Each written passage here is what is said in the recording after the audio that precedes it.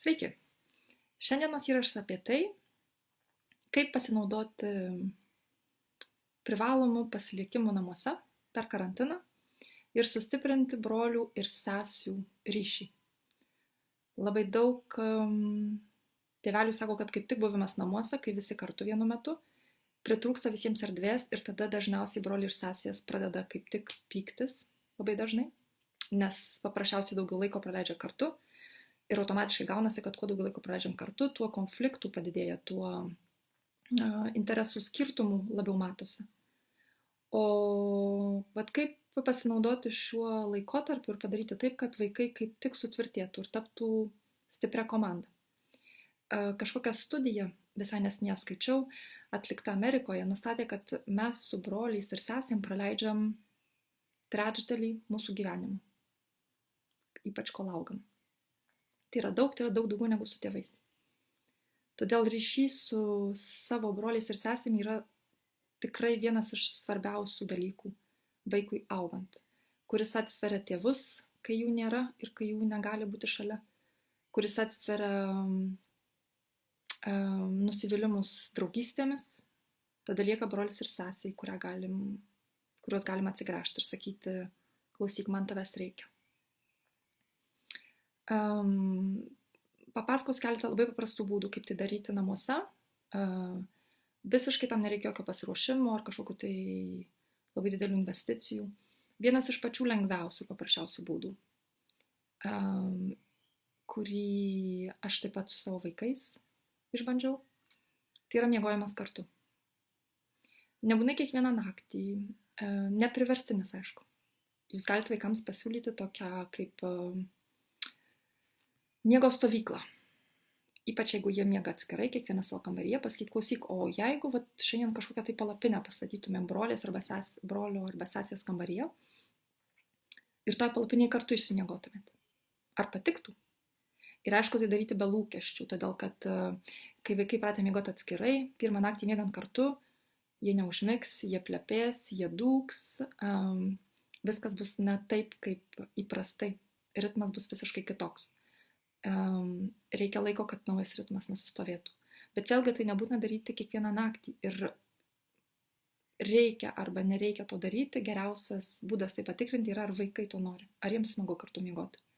Idėją pasiūlyti galite jūs, o po to leiskite jiems suorganizuoti, kaip, kada, kokiu dažniu, ar kiekvieną naktį, ar kas antrą, ar tik savaitgaliais, ar pas vieną, ar pas kitą, ar tai bus lova, ar tai bus čiužinys šalia lovos, ar tai bus palapinė. Leiskite visą tai spręsti vaikams. Kodėl miegoti kartu svarbu? Todėl, kad miegant atrodo niekas nevyksta, taip, mes miegam, koks skirtumas, ko miegam, o iš tikrųjų labai svarbu. Net ir miegant mes jaučiam kito žmogaus buvimą šalia. Vaikams, kuriems sunku vieniems užmigti, kuriems baisu galbūt vieniems užmigti.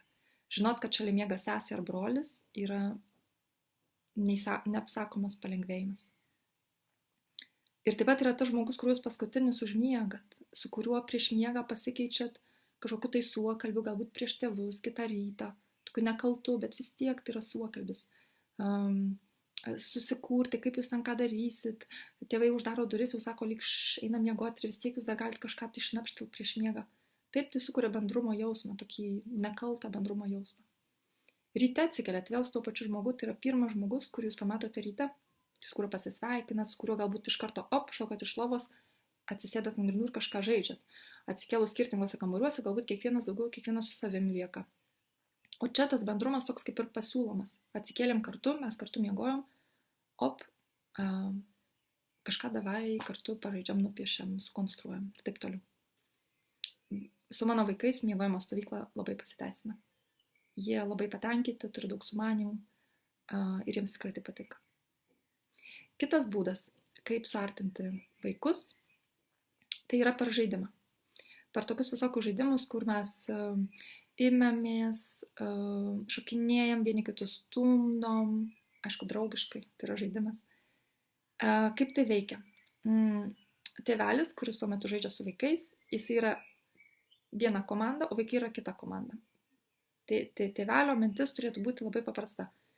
Jūs po vieną manęs nenugalėsit, jūs turi būti du, kad nugalėtumėt. Pavyzdžiui, ateina vaikas ir bando ten su jumis imtis ir nuversti jūs ant čiužinio, taip? Ir jūs sako, neblogai čia pavarai, bet Ne, tu manęs vienas neveiksi. Pum, ir nuverčiat atgal.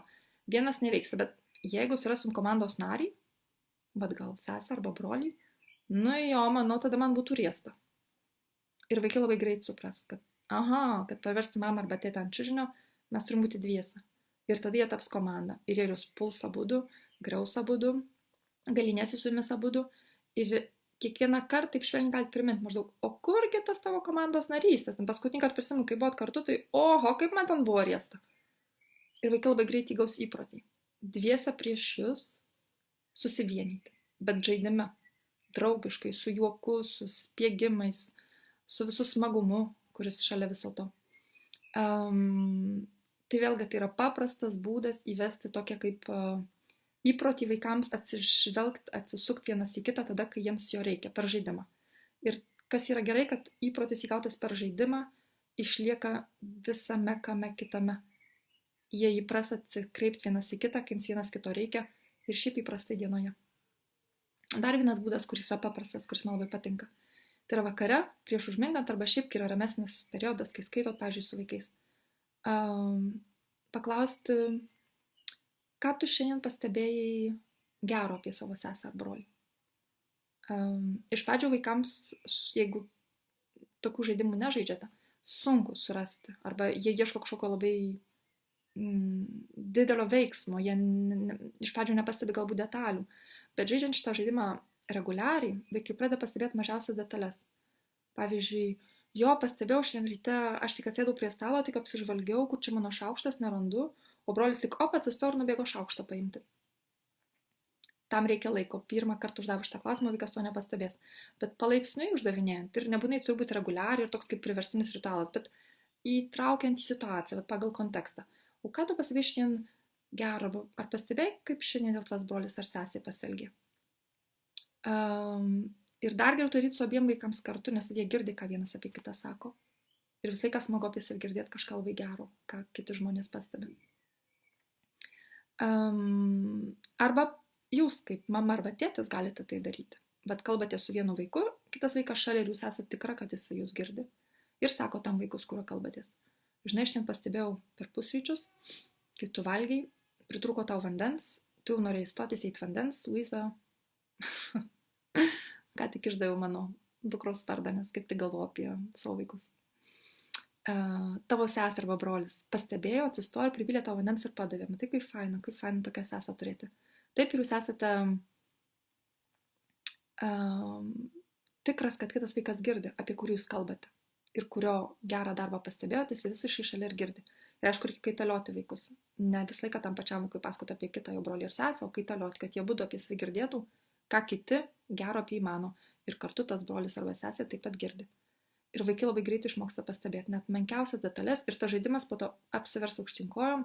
Tai yra vaikai atbėgs pas jūs ir sakys, mama, žinai, aš dar nespėjau kažko tai padaryti ir pamačiau, kaip brolis sesė nubėgo ir kažką padarė, arba atnešė, arba man kažkas nepavyko, arba neatsidariau, neatsukau, neužsisegiau, o jisai pasiūlė savo pagalbą. Tai va, tokie 3 paprasti būdai, visiškai nieko nekainuojantis, kuriais galima labai stipriai sustiprinti brolių ir sesių santykius namuose, ypač dabar, kai mes iš tikrųjų visi visą laiką namuose. Ir jie tampa tikrai šaunia komanda. Tai jums to ir linkiu. Likite sveiki ir iki.